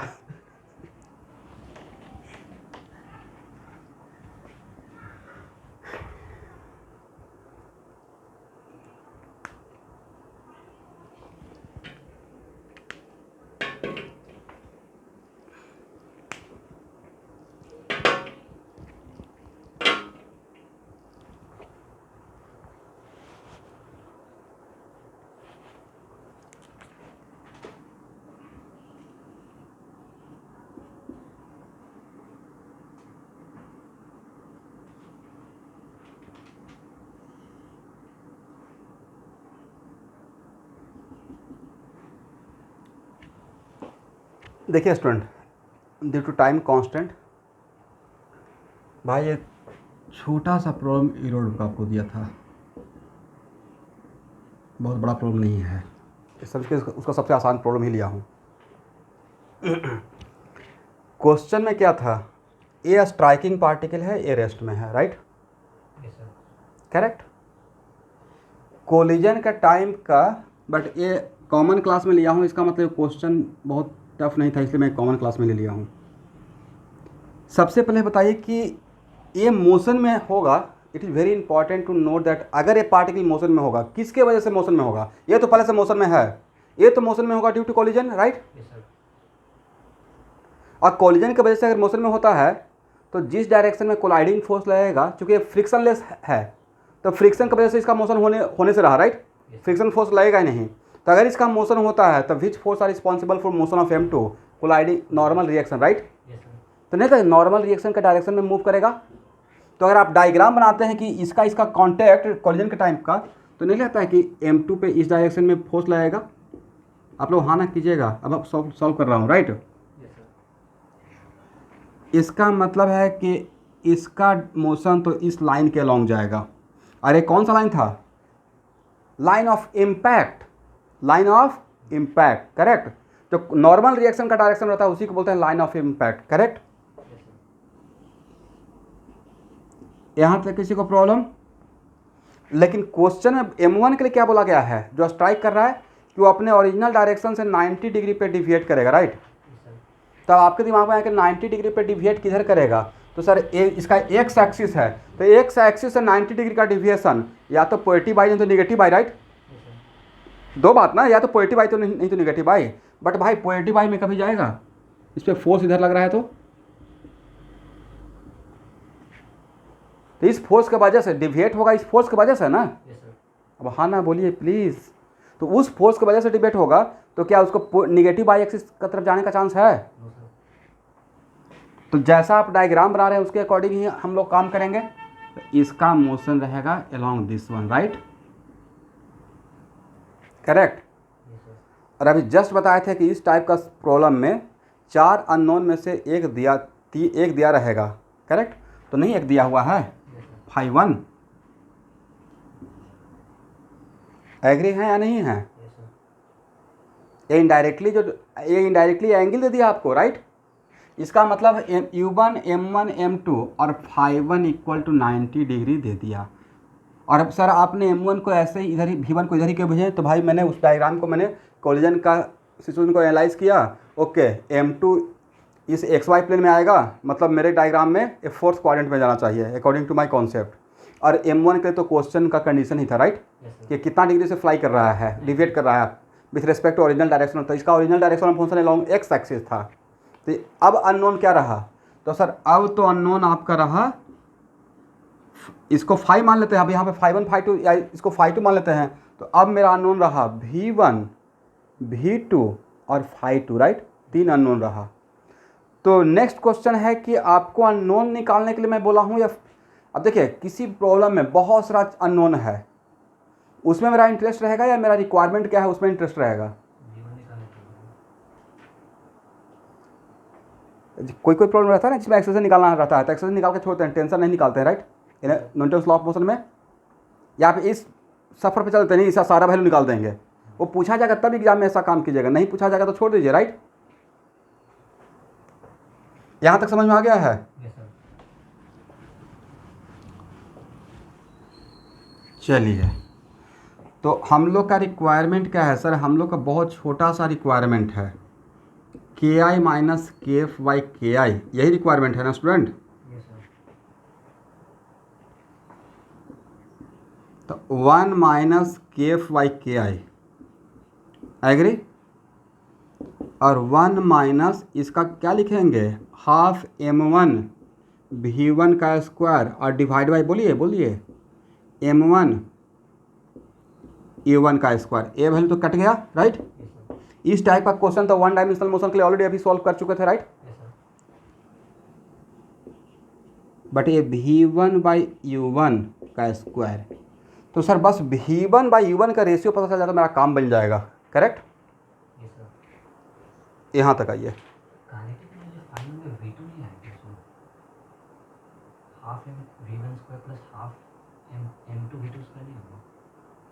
क्वेश्चन का रिक्वायरमेंट क्या है? मैं जो लिखा हूँ एक क्वेश्चन जो पूछ रहा था उस चीज़ को लिखा हूँ।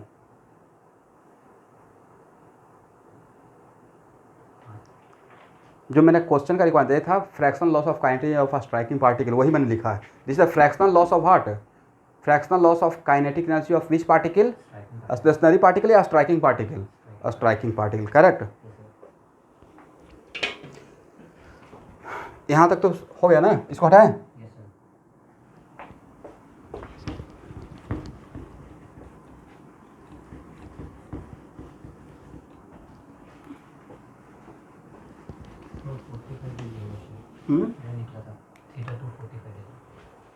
थीटा तो निकालना ही नहीं था, निकल गया तो चांस की बात है।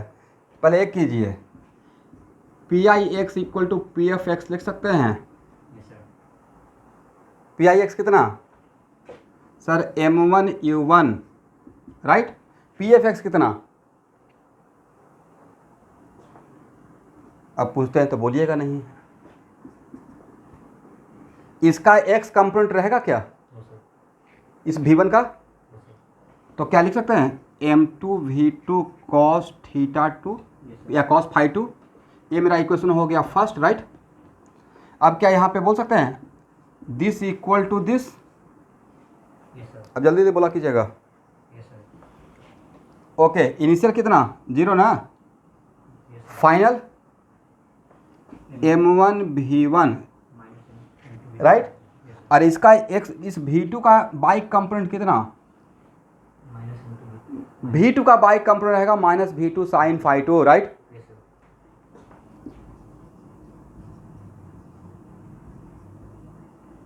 तो क्या यहां से लिख सकते हैं M1 V1 equal to M2 V2 sine phi 2? और एक चीज़ पता है कि नहीं कि फिजिक्स के साथ साथ आपको इस बात का भी मास्टर होना पड़ेगा फॉर हायर लेवल एग्जाम के लिए कि हाउ टू, सब कुछ कर लिए but how to solve the equation, कितना स्मार्टली इक्वेशन को रिड्यूस करके सॉल्व करते हैं, राइट?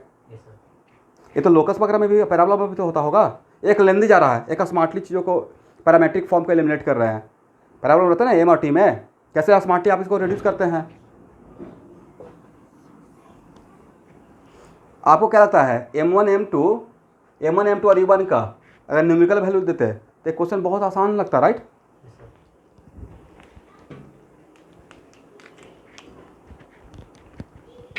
चलिए अब कौन सा इक्वेशन बचा हुआ है?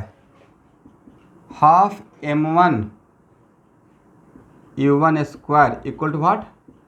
Half M1 V1 square plus half M2 V2 square.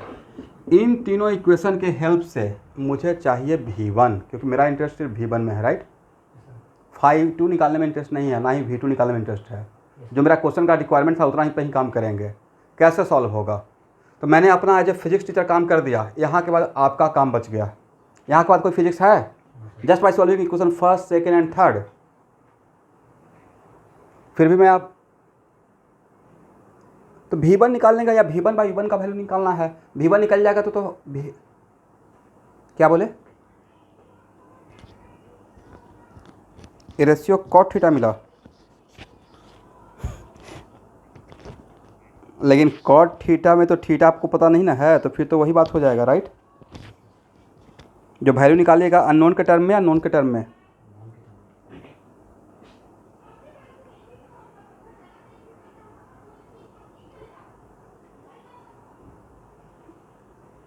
देखिए इसमें कितना अननोन?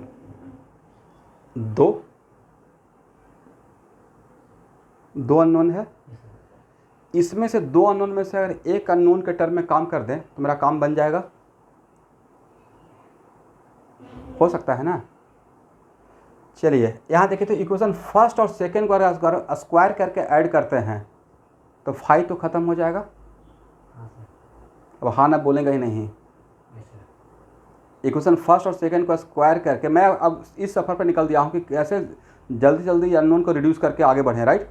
तो squaring equation first and second and adding, then we get what?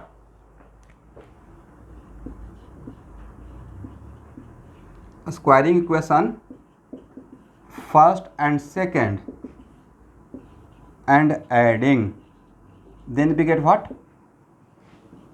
M1 U1 का स्क्वायर नहीं प्लस M1 V1 का square equal to what? M2 V2 का square, correct?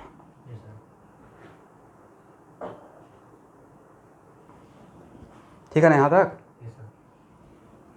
चलिए यहाँ देखिए तो यहाँ से M2 V2 का square equal to M1 U1 का स्क्वायर बाई M2 अब प्लस M1 V1 का होल स्क्वायर बाई M2, इतना लिख सकते हैं।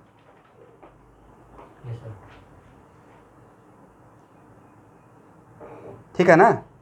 यहाँ पता है M2 square plus M2 square into V2 square, उसमें से मुझे बस M2 V2 का स्क्वायर, तो इतना तो लिख सकते हैं। अब इसके बदले यहाँ देखिए, इसके बदले इस पूरे वैल्यू को यहाँ पे पुट कर दीजिए, इसको इक्वेशन 4 बोलते हैं। और यहाँ पे M2 V2 स्क्वायर का, तो उससे मेरा काम क्या हो गया? इसको स्क्वायर के ऐड किया तो 5 खत्म कर दिए, और यहाँ इस वैल्यू को पुट कर देते हैं तो V2 खत्म हो जाएगा। अब बचेगा क्या? V1 और U1 और M1 M2, everything is known except V1, right?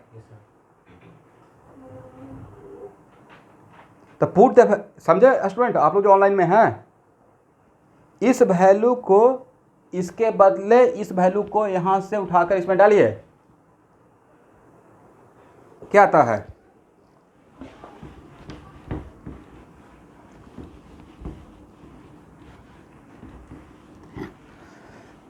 ये प्रॉब्लम एडवांस लेवल का हो गया, ठीक है? नीट वगैरह में नहीं आएगा, डोंट वरी।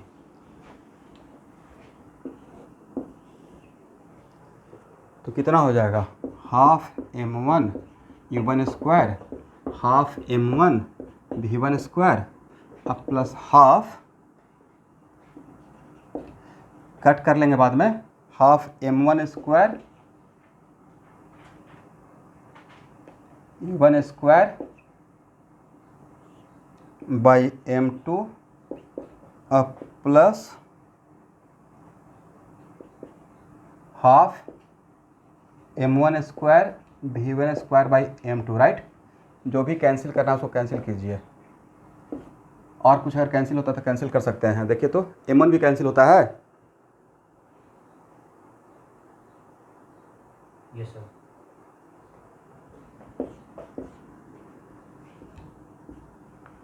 करेक्ट।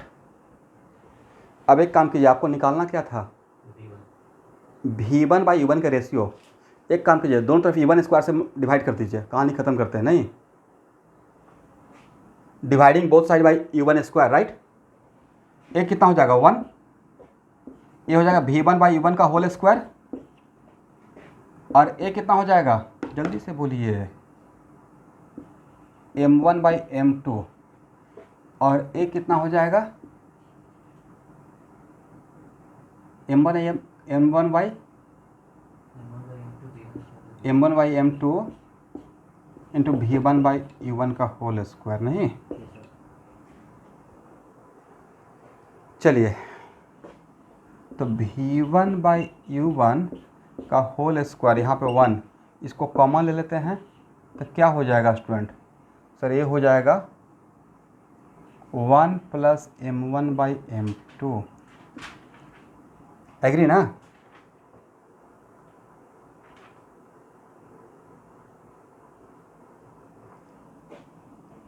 तो v1 देखिए, तो मैं यहाँ तक मुझे चेक करते रहिएगा कहीं पे कुछ मिस्टेक तो नहीं हो रहा है।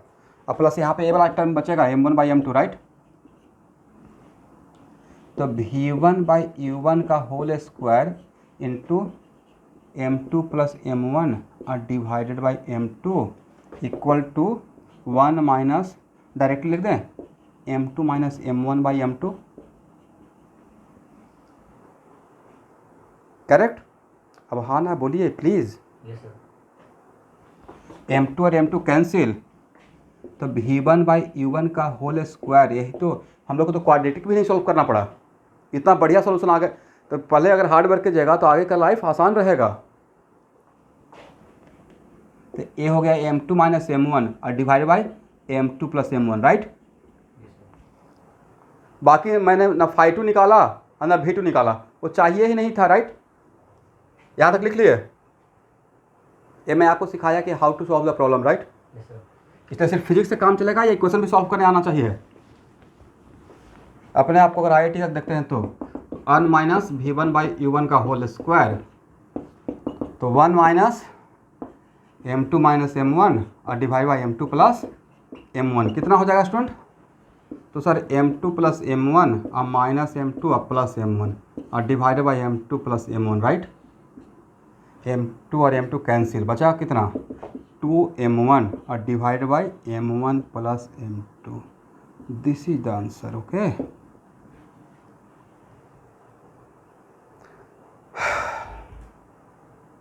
एक छोटा सा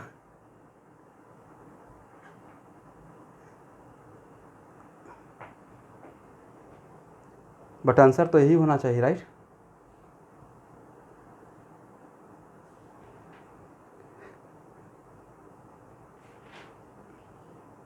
नहीं नहीं, वो काम मत कीजिएगा प्लीज बेटा।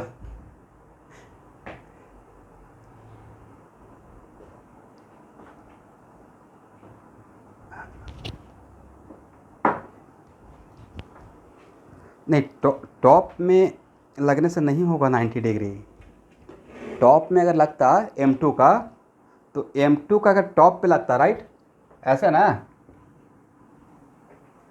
तब तो इसको सीधा इधर आना चाहिए था, इसको भी इधर आना चाहिए था, राइट। रेस्ट में था तब तो दोनों 90 पे हो जाता। Yes sir. तब phi1 भी पता होता, phi2 भी पता होता, राइट।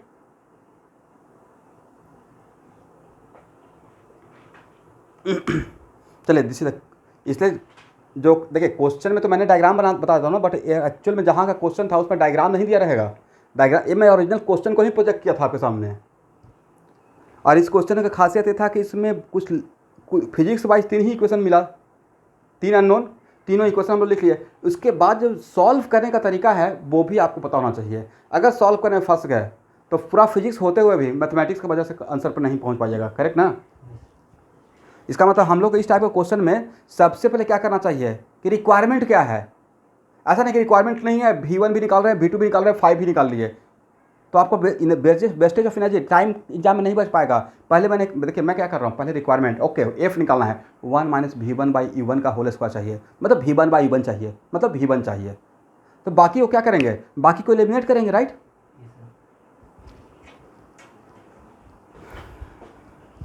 तो स्टूडेंट आज का क्वेश्चन इतना है, ठीक है। नेक्स्ट क्लास मिलते हैं, ठीक है, ओके। Thank you everyone.